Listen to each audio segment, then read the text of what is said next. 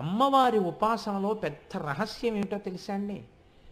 అమ్మవారి ప్రసన్నమవుతోందని గుర్తు ఏమిటంటే కుంకుమ వాసన ముందొస్తుంది.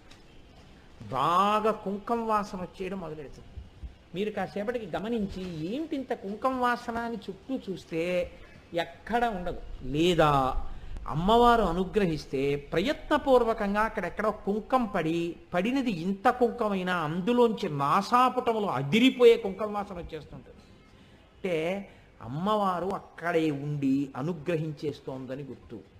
ఇది ధ్యానమగ్నులైన వారికి మాత్రమే తెలుస్తుంది ఈ రహస్యం.